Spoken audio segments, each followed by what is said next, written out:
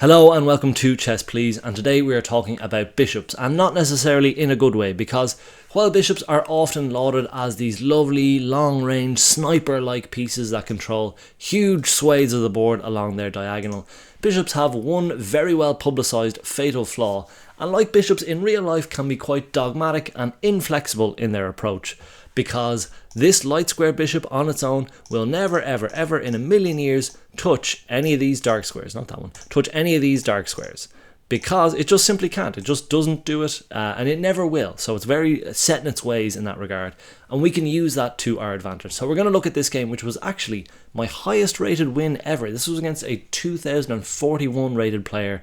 We're playing in the 1900s these days, 1960 at the moment, so we're playing the best chess we ever had. But suffice it to say, this was a good player we were playing against. And again, we're down a piece, we're into an endgame. We have compensation in the form of pawns, where we have 3 pawns for their bishop. So, nominally equal, but you think with an open board like this, with the bishop moving around, that they might have an advantage given how quickly they're going to be able to cover the ground on the board. So we're hoping to squeeze out a draw here. So we'll rewind just a little bit to show you just where this position came from.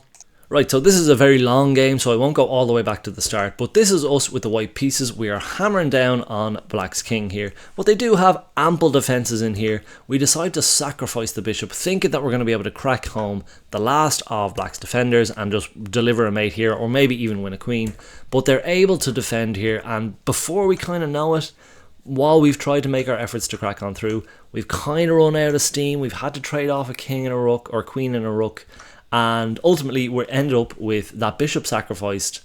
We are going to win back a pawn here, which is nice, so we do that there. But we end up with a bishop sacrifice for 3 pawns. So we're kind of equal on material, but in general, in an open game like this, you think the bishop is going to rule the roost. Now, our opponent has the opportunity to kind of end the game as a competition here if they found this particular move. So they could have played a nice little tactic here where they crash in with the rook, check on the king. You don't really want to not take the rook because you're just going to take whichever pawn you move away from.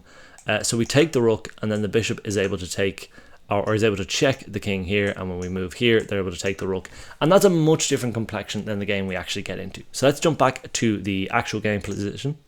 Right, so they don't find this move, which is a great relief to us, although I didn't see it at the time myself. And they play this move, which is kind of like a reverse move order of this, where they're like, okay, well, we're cracking down on this, and if they're allowed to play that, that's devastating.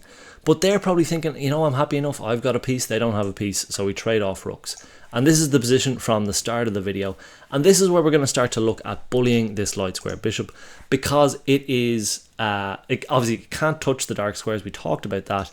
These pawns, I noticed straight away, I'm like, these are huge assets because they're currently both on dark squares. So I don't have to worry about them for the longest time until the king decides to mosey his arse around over to this side of the board. We're cruising. The other thing I noticed is there's no other pawns that are going to oppose these two. This guy is going to just meet him in battle. So they're never going to capture each other.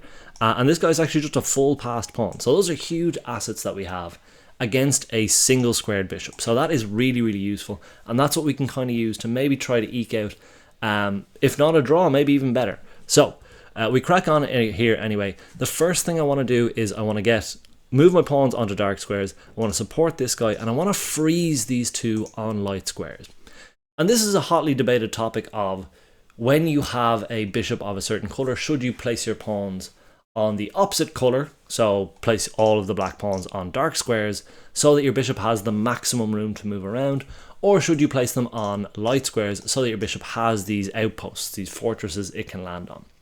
A general rule of thumb is if your bishop is inside these pawns, if the bishop is in a more defensive, like behind those pawns, you want to put your pawns on the opposite color to the bishop, just so it can move about more freely. And if your bishop is outside of those pawns, or if your bishop is in a more attacking stance, you want to put the pawns on the same color so that it can grab those outposts. In this case, it's a little bit less clear because it's a kind of a sparse end game. Some of the rules sort of start to break down. But I was happy to freeze these here just to restrict the bishop's advantage of being able to move, because obviously it can't move through its own pieces. And there's no drawback for me to place these two together. That's kind of what I want to do anyway, so that's why we do that anyway. And then we complete our dark square supremacy here, where we just put all of our pawns on dark squares. Now, Having just said that, I'm also going to put this pawn here on a light square. The reason being is it's actually pretty difficult because this bishop can't come in here and attack via there. The king only really has to defend these two squares where the bishop could potentially come and attack that pawn. And the reason I want the pawn here is because I don't want the king to be able to mosey in here and put pressure on the base of our pawn chain. Like if he were to, if the pawn was back here, he could do so, and then that becomes a headache. This king is tied to attacking him or whatever, or to defending him. So we push that pawn up there, happy days. Bishop moves around. Now we can activate our king again, not having to worry about this, not having to worry about this, not having to worry about these guys until such a time as the bishop infiltrates in here or black finds some solution to the problem. But the computer sees this as a dead draw, so we're laughing, even though we are down a piece. I think this is a wasted move. The king is, there's no point in bringing the king over here. But listen, once we're kind of playing for a draw here, just sort of repeating moves. But then I see kind of, we actually maybe have a chance at a win here. We maybe have a chance at a win here because this is a huge pawn, like monolith. These two pawns, I kind of want them off the board. If we ever get into time trouble, I don't want those two pawns to exist. Or if black does figure out a way to capture these two pawns, I don't want these two pawns being under pressure and then these lads being able to file on through. So I'm thinking, listen, let's simplify over this side of the board. Let's just make the maths a little easier for ourselves. And we get our king in here to support this push here. And we do so, that's great. And then once they bring their king back here, they should have really taken there, to be honest. And just dealt with the two pawns there. But now, look at this. Now we have two advanced pawns defending each other on the dark squares again. This bishop is never going to be able to impact them. So the king has 3 squares where it can defend this pawn from. So there's plenty of time for him to just stay in position like this. And then we have another fella that's threatening to roar on up the board there as well. So the king comes in here. I thought this was a nice move and also kind of an instructive moment when you are playing end games like this. A pawn structure like this, just one pawn defending another like this, when a king is confronted with that, the king is never going to be able to like effectively take down this structure, because if it takes here, it's going to be too slow. It's going to be too slow to reach that. So let's even just put that on the board. If he takes there, this pawn's going to run away and the king is just too chubby to get on over there. We can promote to a queen. So when you're faced with this kind of structure, know that that's going to shackle a king down, because the king is probably going to have to stay right here to stop this pawn from advancing and keep an eye on this pawn. So it's a very defensive heavy position for this king. Now, this gets a little bit complicated when we go back to the game, so let's jump back to what happened. So they check us with their bishop, that's fine. We step on in here. We probably didn't need to do this, because once we come back around here, we're kind of again sort of thinking draw here. But again, using that mentality still, I realize that we can start to, the king can't take here just yet because of the reason we just said. This fella's going to run away. And because this pawn, as we pointed out earlier, the bishop can't go through him, the bishop is going to have to come around to go and get him. So once it starts to do that, we realize this fella has no chaperone anymore. So we're off to the races here. The bishop comes back as is necessary, and we don't even need to defend this fella. It doesn't even matter, because this passer is much more important. And that's going to be the one that decides the game. So the king takes there, okay, happy days, great, but you've wasted a lot of time doing that. And now again, because of that, the king finds himself in that sort of offside position where we could push here if the bishop wasn't there. So we just give this bishop too much to do. Complete bully tactics where the bishop is way overloaded. If it comes to grab this, it's not going to be in time to stop this. So we know that the king tries to get back into the mix and does so. It stops this pawn from coming here. But we're able to push our other pawn. And now look at that. Look how annoying. Look how dangerous that is. Look how far away the king is from it. Look how close our king is to it. This is when we're really smelling blood. And again, I'm very, very worried, because we've 2 minutes 40. This is the best player I've ever played against, or one of them. I'm gunning for the 2000s. We're in the hunt. So I'm thinking, okay, there's going to be some crafty little trick that they have here. So we're very worried here. We're trying not to use up all of our time, and we're trying not to make any blunders here.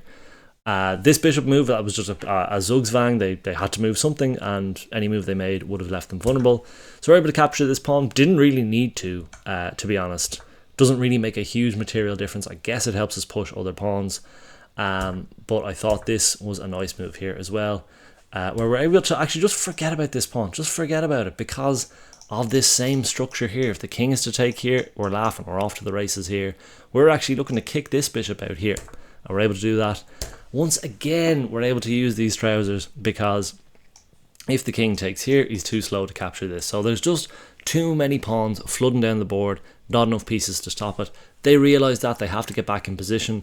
We're able to bully this bishop away, and the king steps away. We're able to push this once more, and again, we just have stuff to throw at the wall because we are in such a good position here. We're able to take the bishop. Once the king takes here, king steps up, and our opponent resigns here because both of these pawns are fully chaperoned. Listen, maybe there was a chance we might have stalemated. We had 48 seconds left. We were very, very sweaty at the time. But we were able to leverage the fact that they could only cover one colour complex with that bishop. We had a passed pawn. We had a whole mess of pawns on the king side anyway. And going from thinking, okay, here we're losing, we're down a piece, we're in an endgame, to being able to just put the complete squeeze and complete dominance and just slowly inching on up the board. It was a very nice feeling. So if you are down into an endgame like that and your opponent only has one bishop, again, immediately you want to be thinking about what colours they can influence and what colours they can't. Start operating on the colours that they can't influence and just slowly try to trudge up the board, try to tie up their pieces in little formations like we saw with the king and the defended pawns, or the two like kind of opposing pawns flooding down the board. So all is not lost if you're down a piece in the endgame. But it helps if that piece is a bishop who can't do a thing about the other squares. That is going to be all from me today, folks. I hope you enjoyed it. I hope it gives you some inspiration and some instruction on how to deal with a single bishop in an endgame. Feel free to subscribe and stick around for some more chess. And as always, have a great day. Take it easy.